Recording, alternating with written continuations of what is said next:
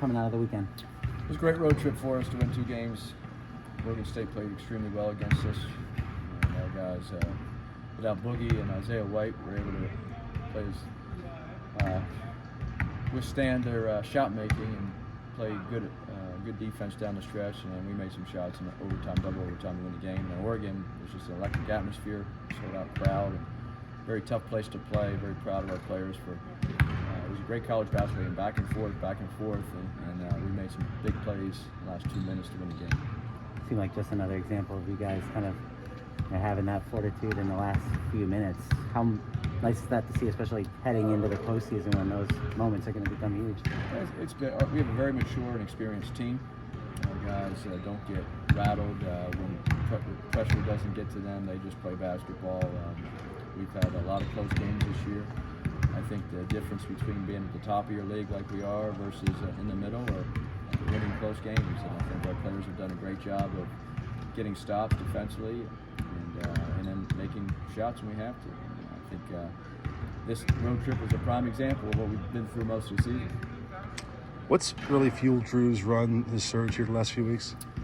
Well, he's just a good basketball player. He has confidence. He can take guys off the dribble. He can shoot to the 3. He's shooting at a high level. He's not hesitating anymore in his 3-point shot. He's playing off the closeouts because he's shooting the ball higher percentage from the 3-point line, and he's more of a willing 3-point shooter. Guys have to close out. The opponents have to run him off the line. He's good enough to get in the lane and make plays for his teammates and himself.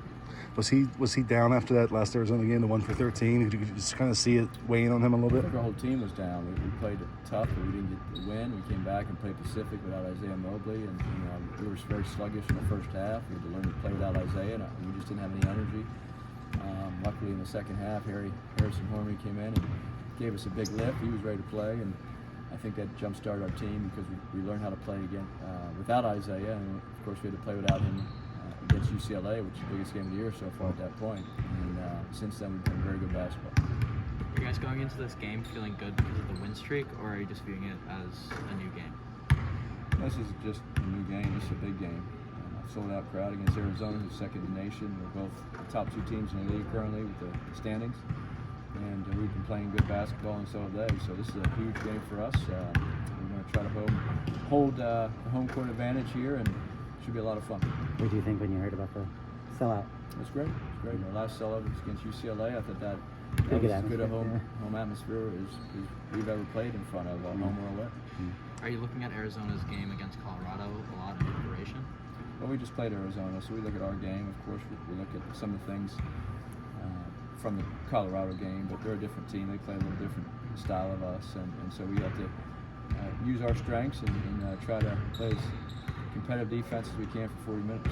Any lessons in particular to take from that most recent game with Arizona? Yeah, you can't finish a game 1 for 15 from the field. Doesn't happen.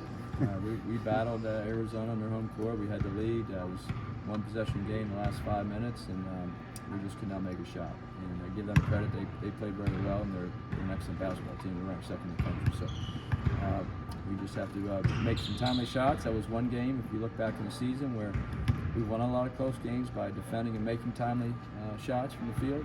We were not able to do that in Tucson, and it cost us the game. Is that the message to them just in general? I mean, when you look back at that past game, it really is just a matter of that stretch at the end of the game that kind of made the difference.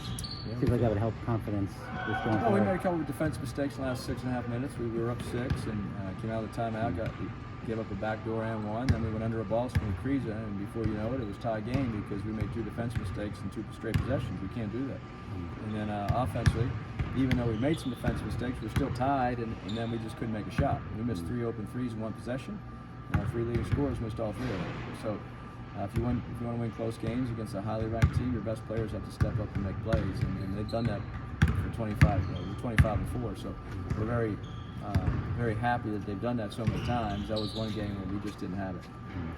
Have you all thought much about the Pac-12 standings and the chance that things could shake out in your favor?